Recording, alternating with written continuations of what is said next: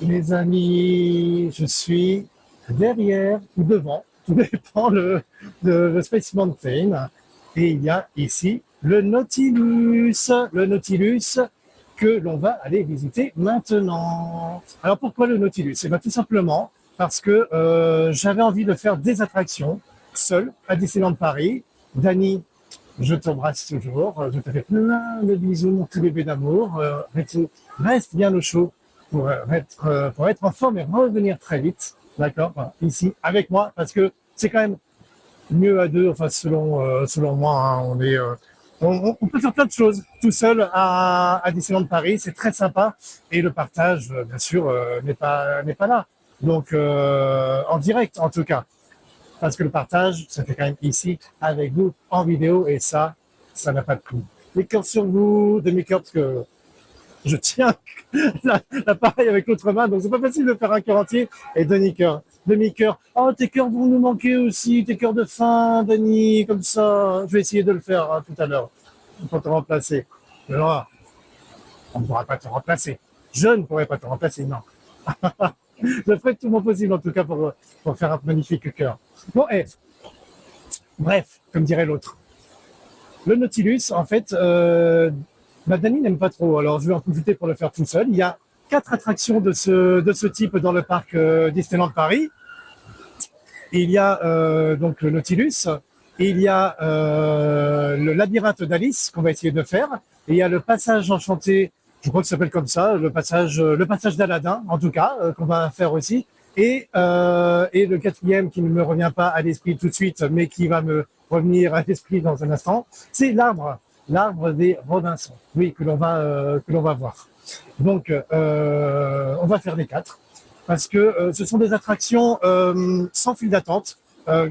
On marche, on visite l'endroit, on voit un peu ce qui se passe, l'ambiance, les interactions avec les machineries, avec les décors, les écrans s'il y en a, les paysages, nos émotions. Et voilà, c'est quelque chose que Dani n'aime pas trop faire. On les a fait, hein, les 4 ensemble. Bon voilà, si on les refait, pourquoi pas, parce qu'il n'y a pas d'attente pour passer le temps. Mais je vais en profiter, étant tout seul ici dans le parc, pour les faire moi-même. Le Nautilus, en plus, c'est un endroit que j'apprécie beaucoup. C'est un endroit magique pour moi parce que ça me rappelle l'ambiance des livres que j'ai pu voir et des films que j'ai pu voir au sujet de Jules Verne. D'ailleurs, l'attraction derrière aussi j'ai dit Space Mountain tout à l'heure et j'allais redire Space Mountain, mais c'est Hyper Space Mountain maintenant parce que c'est à l'image de thématiser Star Wars, mais auparavant c'était de la Terre à la Lune, donc c'est pour ça le canon avec la petite lune que l'on voit, le petit soleil qui nous amène de la Terre à la Lune. Et donc là, c'est 20 000 lieues sous les mers que nous allons voir dans l'ambiance du Nautilus. Il y avait avant le Kraken ou alors je sais plus comment ça s'appelle, la pieuvre géante, enfin, c'est pas le Kraken vraiment, mais qui était dans l'attraction en elle-même. Ça a un peu été modifié pour être un peu plus dans la découverte, un peu plus ludique. Mais on va voir ça tout de suite. À tout de suite, les amis. Bisous, bisous, Dani. Bisous, tout le monde.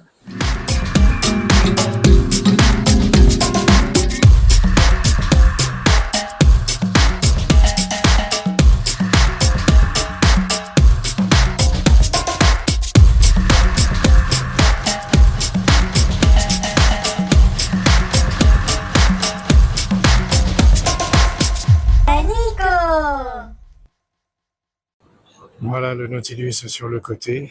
L'entrée de l'attraction, donc sans attente, parce que c'est donc une attraction pédestre et l'entrée est juste là. On va la faire tout de suite. Oh, ça me met déjà dans l'ambiance métallique du Nautilus. Nous allons découvrir ensemble ce paquebot, ce sous-marin, le long couloir pour attendre passer sous le lac où il nous attend et entrer dans l'appareil. Est-ce que le capitaine Nemo sera là? Est-ce que l'équipage nous attend? Je ne pense pas, sincèrement. Voilà, ce long couloir prend fin pour entrer dans quelques instants dans le navire. Je sais pas si on dit navire d'ailleurs pour un sous-marin quand j'y pense. Je ne crois pas. Oh, voilà, regardez l'entrée avec un trésor déjà. Un trésor qu'il a pu récolter, récupérer, trouver au fond des mers, dans des paquebots, dans des navires, des galions qui se sont échoués.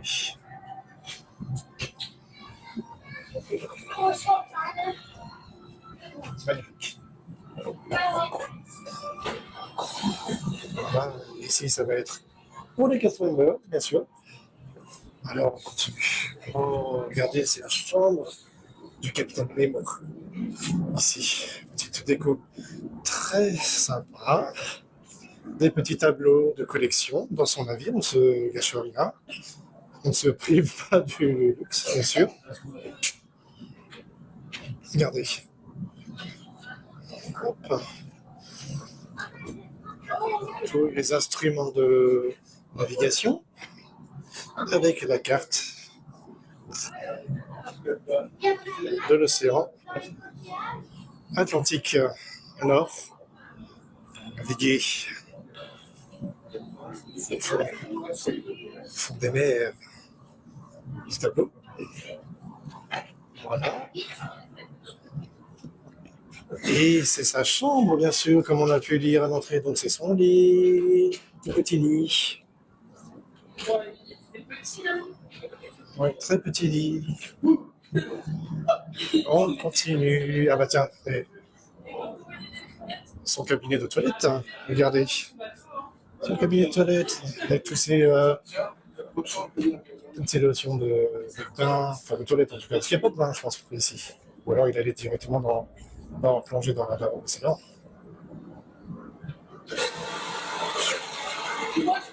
On continue. Là. L'escalier qui mène. Eh ben, écoutez, c'est l'escalier qui doit mener certainement au-dessus du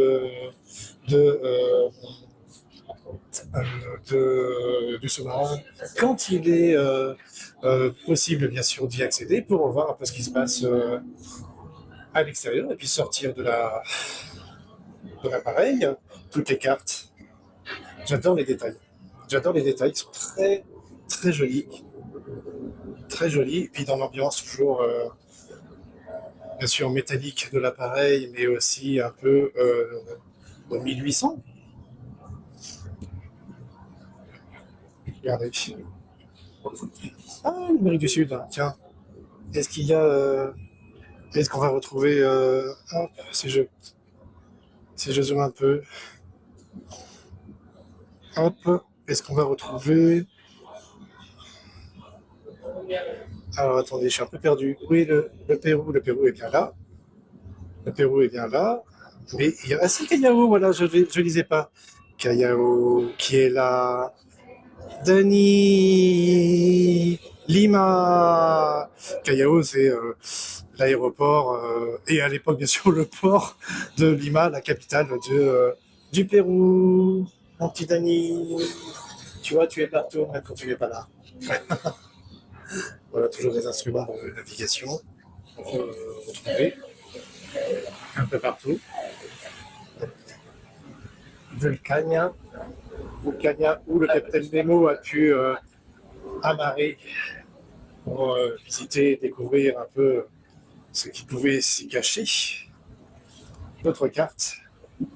Là, c'est la chambre de navigation, bien sûr, avec d'autres escaliers pour monter. Hop, voilà. Monter vers d'autres lieux. Et la chambre de plongée. Maintenant, regardez, avec les scaphandres de l'équipage et du capitaine Nemo, certainement, qui plongeait là pour aller découvrir le fond des océans ou l'environnement du Nautilus. C'est magnifique. D'habitude, ça bouillonne un peu. Mais là, c'est calme, c'est qu'ils ont dû déjà plonger. Je pense que il n'y aura pas d'autres plongées aujourd'hui. Ah, les scaphandres. Là, Et elles la se sont chambre rapprochées pour nous observer. De plus, de elles peuvent recherche. nager jusqu'à 35 km par heure. On va découvrir ça. More than 35 kilometers per hour.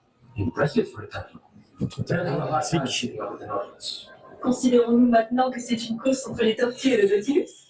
There's no contest. The Nautilus can travel at speeds up to 43 knots, twice as fast as any turtle. And my ship has traveled 20,000 leagues under the sea, almost twice the circumference of the planet. Le Luxueux. Nautilus est effectivement un vaisseau remarquable, capitaine. The Nautilus is a masterpiece. My masterpiece. Qu'est-ce qui se cache derrière l'écran?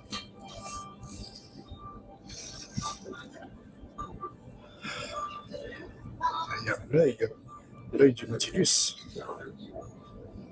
L'iris va s'ouvrir.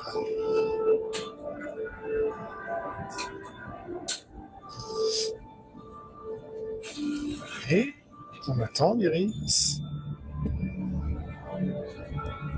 Dès que l'équipage aura repéré quelque chose, ça va s'ouvrir pour partager avec nous. Ah, Quelque chose vraiment. Open the iris. Ouverture de l'iris.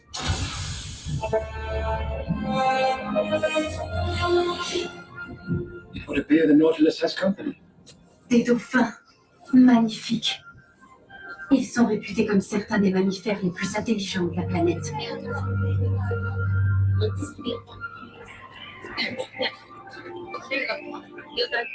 Dolphins are highly intelligent and extremely social creatures.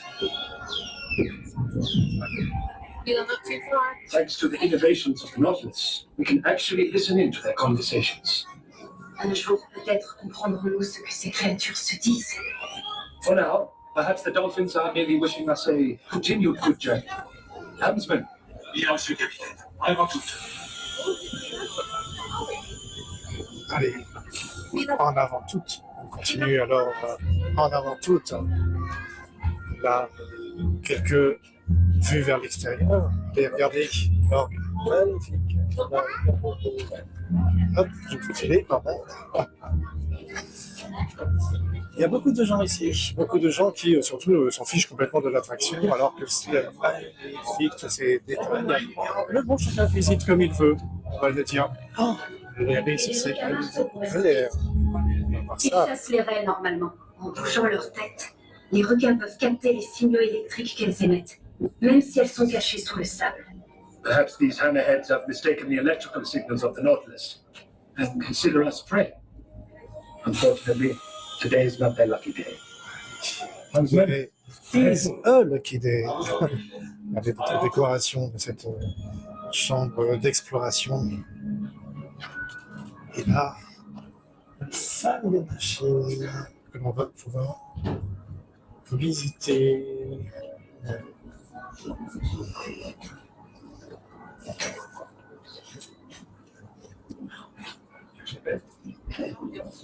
Voilà.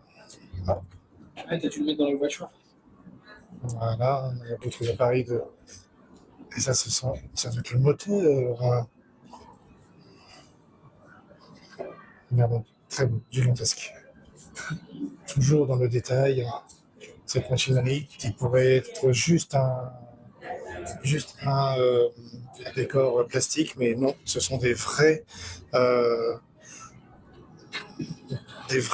machines industrielles que l'on peut retrouver ici qui font fonctionner le Nautilus.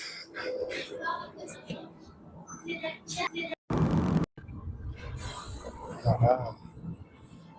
Et bien maintenant, nous pouvons quitter tranquillement l'appareil, le Nautilus, à qui nous allons dire au revoir pour aujourd'hui, en espérant que ça vous a plu. J'espère que ça vous a plu le Nautilus. there's no contest.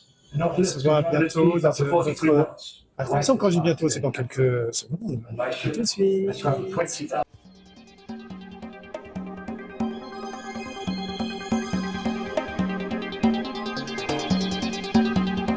Amico!